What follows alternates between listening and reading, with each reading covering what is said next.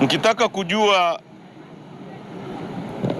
ni kwa nini nchi hii iko nyuma kiasi hiki kwa miaka 63, 64 ya uhuru, njooni msikilize hii kesi hapa.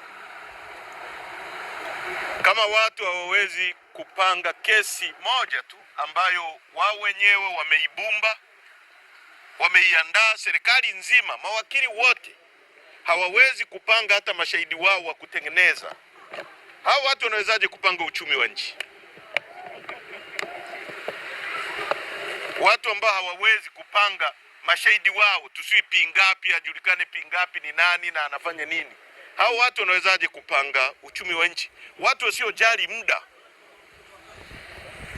Ndio maana unaangalia watu wanajiuliza, inakuwaje Singapore, kanchi kadogo ambako kana square mita 800, kipato cha mtu wa Singapore ambao wana bahari tu kama ya kwetu ni $245 kwa mwaka, karibia shilingi milioni 600.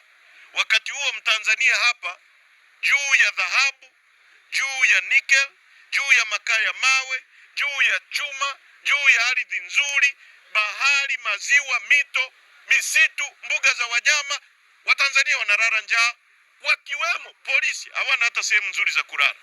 Watumishi wa umma hawana sehemu nzuri za kulala, kuacha mafisadi wachache wanaotumia mpaka Bentley kama magari ya serikali. Unajiuliza sasa, hao watu wanawezaje kupanga wakawapa askari mishahara mizuri au watumishi wa umma mishahara mizuri? Hawezi kupanga kesi tu hawawezi, na hawajali muda. Ndio maana wanaona miaka 63 wanakamata mtu wanakaa naye tu, wanachezea muda tu.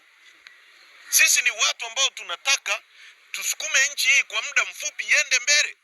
That's why tunasikitika sana mtu anapotuchukua anakuja anamweka mwenyekiti wetu ndani kwa miezi zaidi ya 10 sasa. Alafu watu wanakuja wanatoa vitu, unawasikiliza mpaka unasikitika. Upotezaji wa muda. Kwa hiyo hii kesi ni kesi yenye manufaa ya kupoteza muda kwa kila anayesikiliza ushahidi wa hao watu, ambaye mtu anakuja hapa anasema sio mimi ni nani, uliandika lini, sijui, sielewi. Sasa umefuata nini mahakamani?